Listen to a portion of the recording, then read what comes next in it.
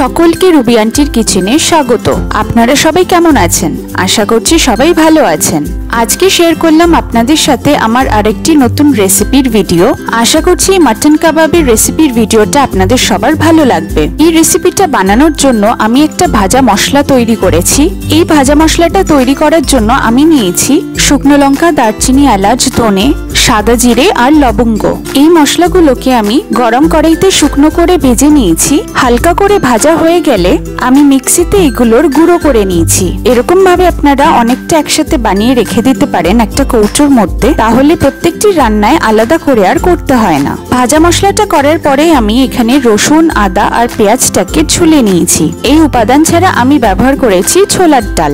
এখানে আমি 150 গ্রামের মতন ছোলার ডাল নিয়েছি। ছোলার ডালটাকে কিছুক্ষণ ভিজিয়ে রাখতে হয়। আমি ছোলার ডালটাকে ওই 4 ঘন্টার মতন ভিজিয়ে রেখেছিলাম। আমার এই রান্নার প্রধান উপাদান হলো মাটন কিমা। এখানে আমি 250 গ্রামের মতন মাটন কিমা নিয়েছি।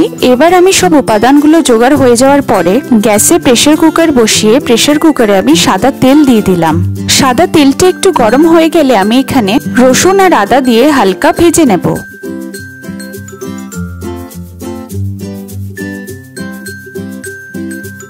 এখানে একটা হালকা লাল রং চলে আসলে আমি মাটন কিমাটাকে এখানে দিয়ে দেব। তারপর ছোলার ডালটাকে দিয়ে দেব। তারপর দেব কেটে রাখা পেঁয়াজ, 1 ছোট চামচ হলুদ গুঁড়ো, আর দেব 1 ছোট চামচ নুন। তারপর দিয়ে দেব 2 চামচ ভাজা মশলা। এটা ওই ভাজা মশলা যেটা আমি আগেই ভেজে রেখেছিলাম। তারপর 1 চামচ শুকনো লঙ্কা গুঁড়ো দিয়ে ভালো করে উল্টে পাল্টে মিশিয়ে নেব।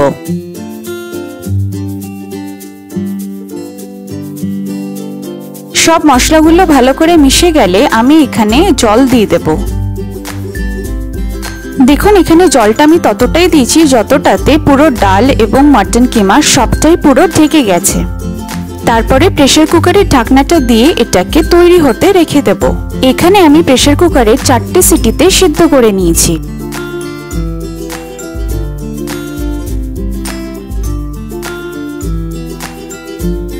মাটনের ডালটা সেদ্ধ হয়ে গেলে বেশ ভালোভাবে পুরোটাকে মিশিয়ে নেব। এই মিশ্রণটাকে সমতলভাবে মিশানোর জন্য একটু সময় লাগবে আর একটু ধৈর্য নিয়ে করে যেতে হবে।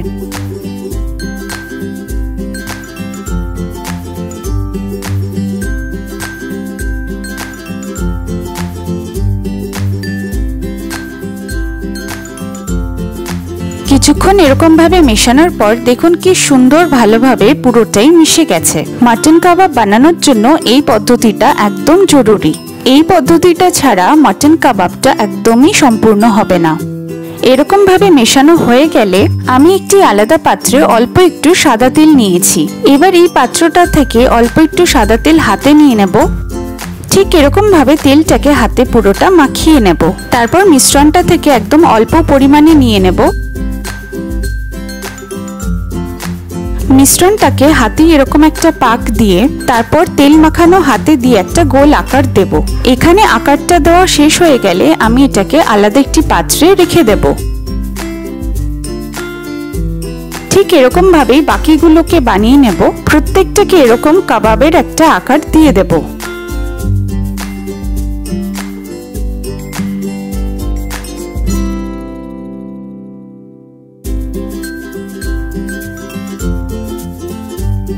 দেখুন প্রত্যেকটাতে একটা গোল আকার চলে এসেছে। এবার প্রত্যেকটাই কাবাবটা তেলে ভাজার জন্য রেডি। এবার যখন কাবাবের পুরো আকারটা চলে এসেছে আমি এগুলোকে ভেজে নেব। এগুলোকে ভাজার জন্য আমি একটি তাওয়া নিয়ে তাওয়াটাকে গরম করে অল্প একটু বাটার দিয়ে দিলাম। একটু অপেক্ষা করব যতক্ষণ না বাটারটা পুরোটা গলে যাচ্ছে।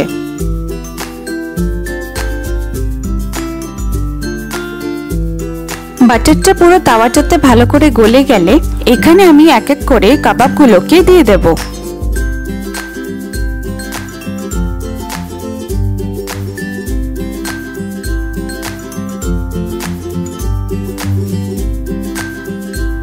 কাবাবগুলোকে দুদিক লাল হওয়া অবধি ভেজে নেব।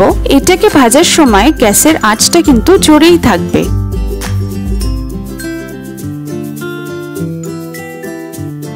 কিছুক্ষণ পর একটু তুলে দেখার চেষ্টা করব কাবাবটা উঠছে কিনা। যদি খুব সহজেই উঠে যায় তার মানে একদিকটা ভালো করে ভাজা হয়ে গেছে। আর দেখুন কি সুন্দর একটা লাল রঙও চলে এসেছে। এবার আমি প্রত্যেকটাকে ঠিক এরকম ভাবে উল্টে দেব। এবার যে দিকটা কাঁচা আছে সেই দিকটা কিছুক্ষণ ভাজতে রেখে দেব। দেখুন দুদিকটাই একটা লাল রং চলে এসেছে এবং হালকা একটা পোড়া ভাবও দেখা যাচ্ছে। এটার মানে আমরা রান্নার প্রায় শেষের দিকে আর মাটন কাবাবটাও তৈরি হয়ে গেছে। এবার আমি কাবাবটাকে তুলে একটা টিস্যু পেপারের উপরে রাখলাম। কাবাবে একটু বেশি তেল বা বাটার যেটা থাকছে সেটা যদি লেগে থাকে তাহলে টিস্যু পেপারটা খুব সহজেই সেটাকে টেনে নেবে। আপনারা রেসিপিটা বানিয়ে অবশ্যই কমেন্টে জানাবেন কেমন হয়েছে খেতে। আমার বানানো আরো সুস্বাদু রেসিপিস আপনারা আমার চ্যানেলে পেয়ে যাবেন। আরো সেই সুস্বাদু রেসিপিসগুলো দেখার জন্য আপনারা আমার চ্যানেল ভিজিট করতে পারেন। আমার বানানো রান্নাগুলো যদি আপনাদের পছন্দ হয় তাহলে সাবস্ক্রাইব করে দেবেন আর প্রিয়জনদের সাথে শেয়ার করে দেবেন। মাটন কাবাবটা খেতে ফাটাফাটি হয়েছে। বাড়িতে সবাই খুব আনন্দের সাথে খেয়েছে। কাবাবের ভিতরটা বেশ নরম, মুখে দিলেই পুরো গলে যাচ্ছে। খুব তাড়াতাড়ি আমি আমার আরেকটা রেসিপির ভিডিও আপনাদের সাথে শেয়ার করব। ভালো থাকবেন।